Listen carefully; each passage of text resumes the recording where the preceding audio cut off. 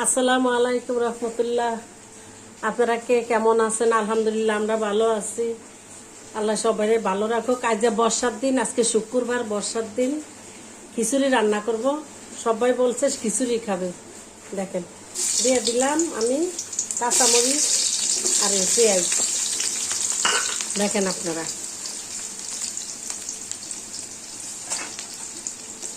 কাঁচামরিচ আর পেঁয়াজ দিয়ে দিলাম। দেখেন, গ্যাসও কমে যাচ্ছে, একটু বেলা হইলে গ্যাস কমে যায়, বুঝছেন।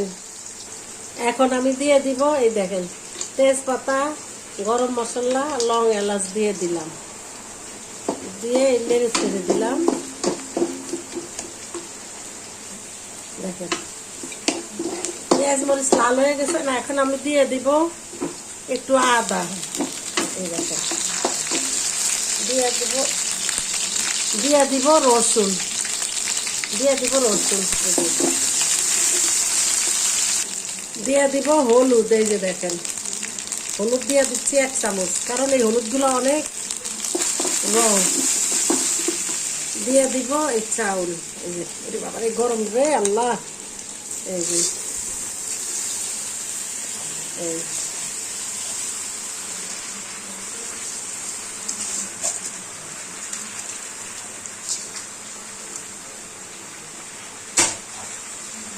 তারপরে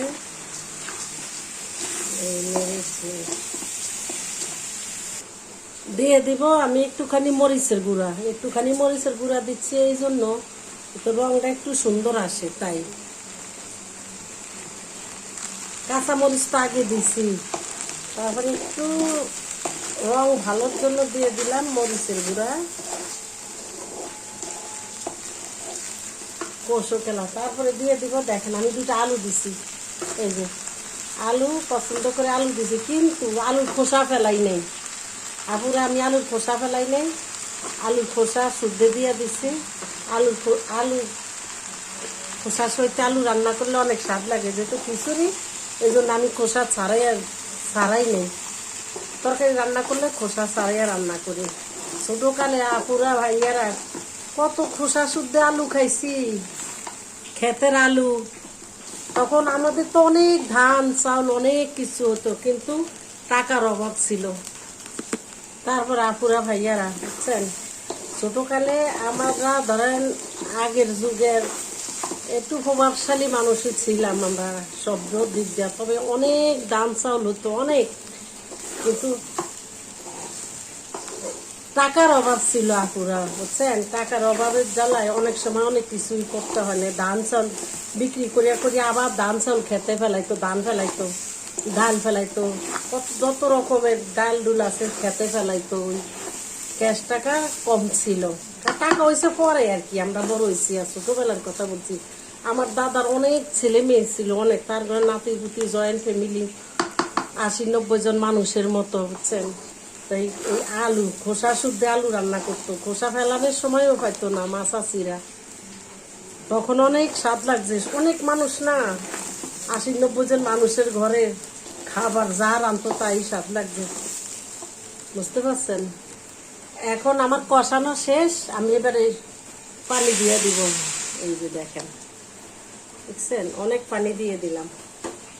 দিয়ে দিব লবণ আগে কেউ দিবেন না, লবণ দিবেন শেষে, ঝোল দেওয়ার শেষে লবণ দিবেন। এই যে,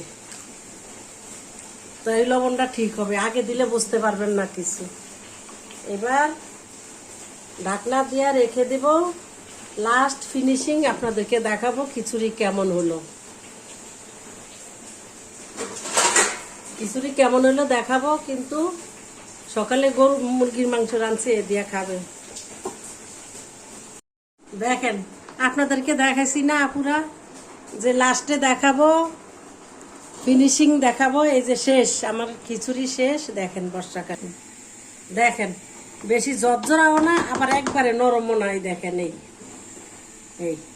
দেখছেন, আজকে দুপুরের খানা আমাদের মুরগির গোস্ত দিয়া এই খিচুড়ি খাবো। গরুর গোস্ত আছে আগের ফ্রিজে, গরুর গোস্ত রান্না আছে, যে যেটা খায়।